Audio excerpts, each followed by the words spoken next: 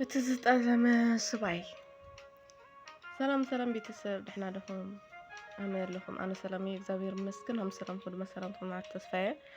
مبارلهم معنتي بتعمي أزيا مهاريتن أقاميتن زخانة هارستي زان تاي حيزرهم مزيان لكم تقمكم يا كما جمراك سامة رشاد دام صوبا نادمو لايك سبسكرايب شراي ترشع معاتي بيتسب تلت تقول لي ما قبل بلا مسكن لو خبلكم اتزتقلم سبعي ዝተጠለመ ሰብኣይ ልቢ ዝተንከፈት ዛንታ እንሆ መሃሪ እዩ ሰመረ ይበሃል ሰመረ ሓደ ካብቶም ፍርኩታት መናእሰይ እዩ ነይሩ ሰመረ ንበዓል ቤቱ ሳራ ልዕሊ ነፍሱ እዩ ዘፈትዋ ነይሩ ሰመረ ኣብ ዓዲ ፀገም ናይ መነባብሮ ማለት ስእነት ነይርዎ ሓደ መዓልቲ ንበዓልቲ ቤቱ ሳራ ኣነ ክወፅእ ይሓስብ ኣለኹ እሞ ሰሪሐ ከዓ ህይወትና ናይ ክልተና ክቕይር ምእንተን ካብ ሎሚ ፅባሕ ዝሐሸ መነባብሮ ክህልወና ይብላ እሞ ሳራ በዓልቲ ቤቱ ንሰመረ ድማ ኖ ሰመረ ኣነ ከዓ ምስ መን ንዛብዛ ስራሕ ውዒልካ ምሸት ክሳብ ትመፅእ ከማን ኣነ ከቢድንሲ ኣብ ርሑቕ ዓዲ ኸይድኻ ኣነ ከዓ ምስ መን ወይ ምሳኻ ክኸይድ እየ ስምዐኒ በጀኻ ናተይ ትብሎ እሞ ሰመረ ደማኖ ሳራየ ኣነ እኳ ንዓኺ ንፋስ ቁርን ከይተረምለ ኢለ እየ በይነይ ክኸይድ ዝብለኪ ዘለኹ ንስኺ ደማ ኣምላኽና እንተፈቐዶ ኣነ በረኻ ንስኽ ደማ ብዓዲ ቤት ዝሰድልኺ ገንዘብ ናይ ፅባሕ ህይወትና ኣብዚ ዓድና ተጣጢሕና ይብላ እሞ ሳራ ደማ ደስ ኣይበላን ግን ክሰምዖ ስለ ዘለዋ ሕራይ በል ዳሓን ኣምላኽ ኣብ እትኸዶ ጉዕዞኻ ምሳኻ ይኹን ኢላ እናነበዐት ኣፋነየቶ ሰመረ ደማ መንገዲ ናብራ ስደት ሓደ ኢሉ ፈለሞ ከምታ ዝሓሰቦ ኮይኑሉ ደማ ናብ ሃገር ዓረብ ብሰላም ኣተወ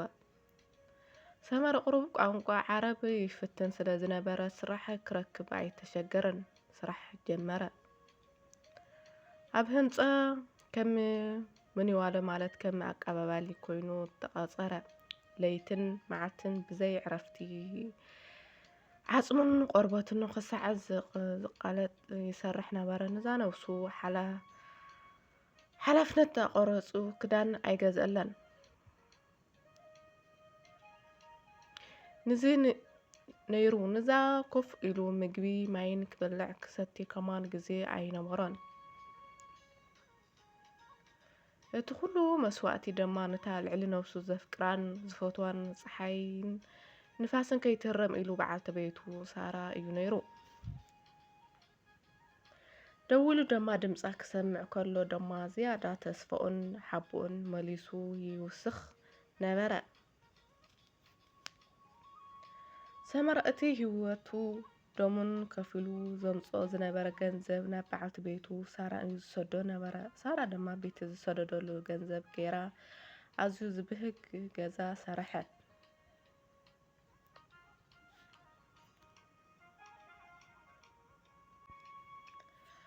ሰመረ ድሕር ነዊሕ እዋን ሕጅሲ ኣኽለኒ እዩ ናብታ ዝፈትዋ በዓልቲ ቤተይ ሳራ ክኸይድ ዓደይ ተመልሰ መነባብሮይ ገይረ ኣምላኸይ ተፈቐዶለይ ውን ክወልድ ውላድ ደቀይ ክስዕብ ኢሉ ፅቡቕ መንፈስ ዝሃለዎ ሓሳብ ሰሪሑ እንዳሰርሐ ይሓስብ ነበረ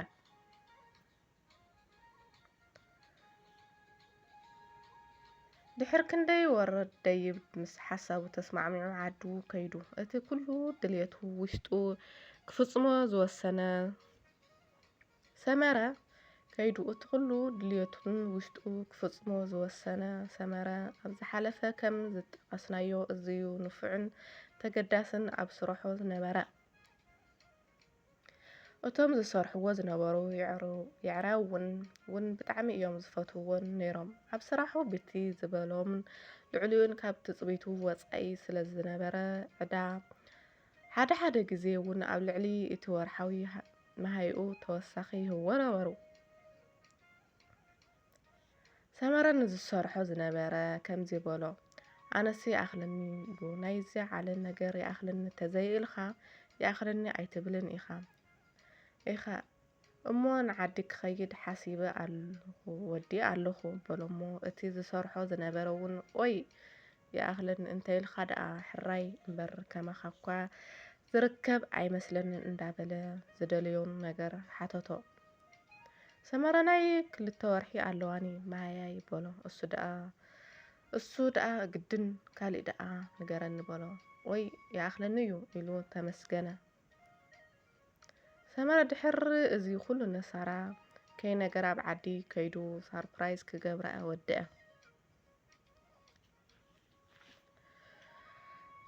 ህያብ ጽብቕቲ ኣዝያ ጽብቕቲ ህያብ እውን ገዛእላ ኣየር ቲኬት ቆሪጹ እውን ተበገሰ። ሰመረ ድሕር ሓደ መዓልቲ ገዝኡ ኣተወ። ገዝኡ እቱ ምስ በለ ገዛ ተሸላሊሙ ኣዝዩ ጽቡቕ ብሙቐት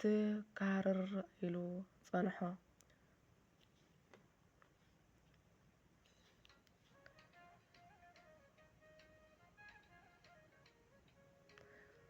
ውሽጡ እውን ከምዚ ኢሉ ሓሰበ